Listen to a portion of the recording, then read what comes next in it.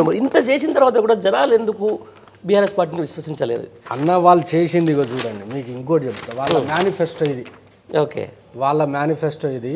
6 గ్యారంటీలు, 420 హామీలు.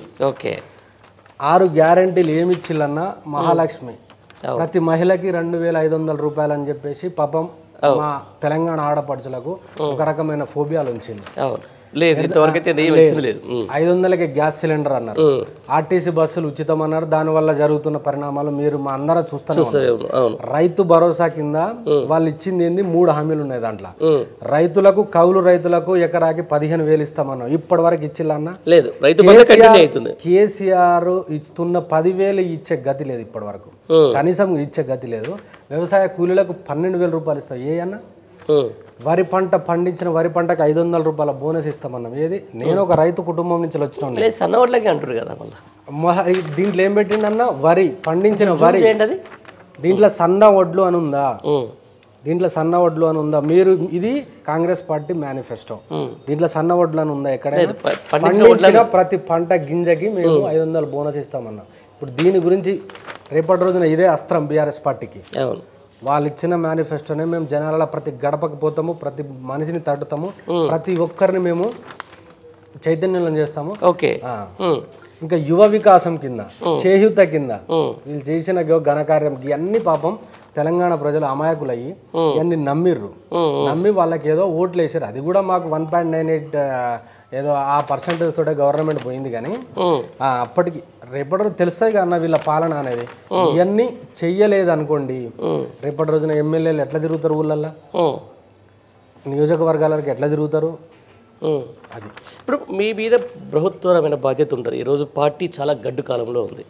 యువత, పర్టికులర్గా యువత, మీలాంటి చదువుకున్న స్టూడెంట్స్ అయితేనేది వీళ్ళందరూ కూడా ఈరోజు బీఆర్ఎస్ పార్టీకి అండగా నిలవాల్సిన అవసరం ఉంది. ఎట్లా ప్రణాళిక గడ్డు కాలం అనేది ఏం లేదు బీఆర్ఎస్ పార్టీకి, అంతేనా? ఇవాళ ఉన్న సీఎం ముఖ్యమంత్రి కూడా కేసీఆర్ తయారు చేసినవాడే. అట్లా లక్షలాది మందిని తయారు చేసిన కేసీఆర్. బీఆర్ఎస్ పార్టీ నాటి టీఆర్ఎస్ పార్టీలో ఆయన జెడ్పీటీసీ. అట్లా ఆయన కేసీఆర్ తయారు చేసినాడే కదా. అట్లా చాలా మందిని తయారు చేస్తారు. రేపటి రోజున యువతకు భవిష్యత్తు ఉన్నదని కేసీఆర్ గారే అన్నారు. దాన్ని ప్రజలల్లో చైతన్యం చేస్తారు, లీడర్షిప్ని తయారు చేస్తారు.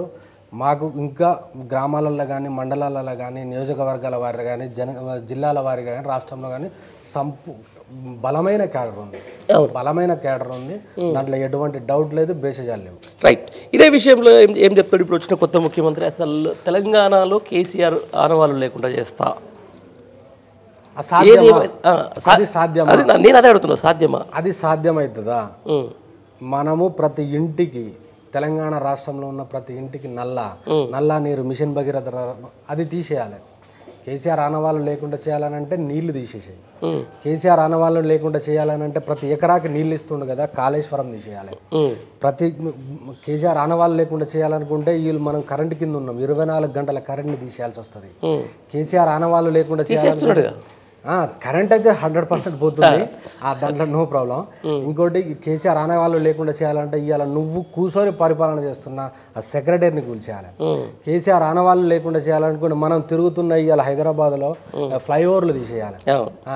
కేసీఆర్ ఆనవాళ్ళు లేకుండా చేయాలనంటే ప్రతి జిల్లాకు ఉన్న ఒక మెడికల్ కాలేజీలు తీసేయాలి. కేసీఆర్ ఆనవాళ్ళు లేకుండా చేయాలనంటే జిల్లా కలెక్టర్ ఆఫీసులు తీసేయాలి, ఎస్పీ ఆఫీసులు తీసేయాలి. పరిపాలన ఎవరు తయారు చేసిండు? ఇవాళ మీ ఇప్పుడు నీ గవర్నమెంట్లో ఉన్న మంత్రే కదా చెప్పిండు స్వయంగా. ఏ రాష్ట్రానికి ఒక కలెక్టర్, మన దగ్గర ఉన్న కలెక్టర్ ఆఫీసులు ఒక్కొక్క రాష్ట్రంలో సెక్రటేరియట్ కంటే బ్రహ్మాండంగా ఉన్నాయని అన్నాడు. వాళ్ళు పొగిడిందే, ఇది ఎవరో కాదు, లెక్కలతో సహా వాళ్ళు చెప్పిందే.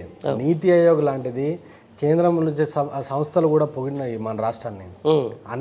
అనేక విభాగాలలో మనకు కేసీఆర్ గారి హయాంలో ఉన్నప్పుడు అనేక విభాగాలలో మంచి ఇది వచ్చింది, అవార్డులు వచ్చినాయి.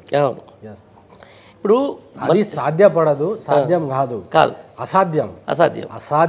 కేసీఆర్ అనేటోన్ని చెరిపేయాలని చూస్తే మాత్రం వీళ్ళు కాలగర్భంలో కలిసిపోతారు తప్ప అట్లాంటిది ఏం లేదన్నా, ఏముండదు, నో డౌట్. ఈరోజు తెలంగాణ అస్తిత్వానికి ఇక్కడ ఉన్నటువంటి దానికి ఒక దెబ్బ కాడికైతే వచ్చేసింది. ఏంటంటే మార్పు పేరిట ఏదో రాష్ట్ర గేయం అని చెప్పారు.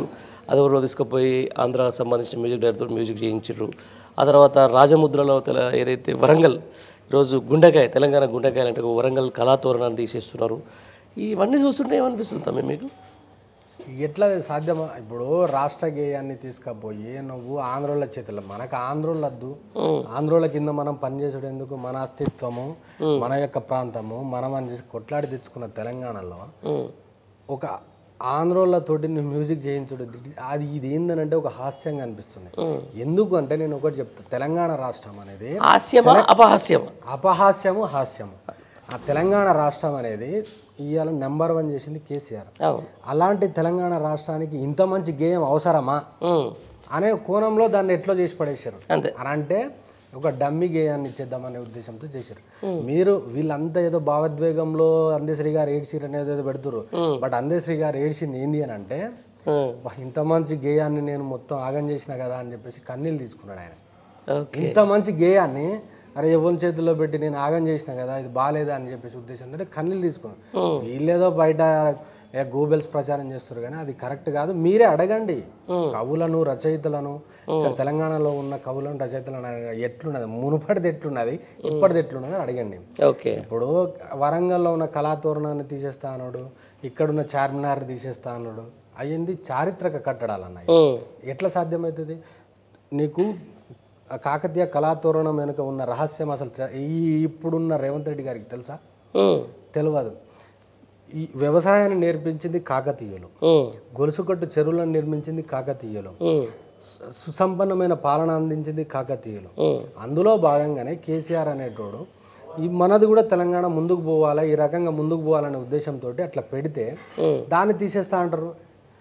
చరిత్రహీనులుగా మిగిలిపోతారు వీళ్ళు. ఈ వరంగల్ అనేది ఒక ఆ గడ్డ పోరాటాల గడ్డ. దాన్ని ఆ కాకతీయ కళాతోరణం ముట్టుకుంటే వరంగల్ అట్టుడుగుతుంది, తెలంగాణ రాష్ట్రం అంతా అట్టుడుగుతుంది. ఇడిచిపెట్టరు, అస్సలు ఇడిచిపెట్టరు దాన్ని.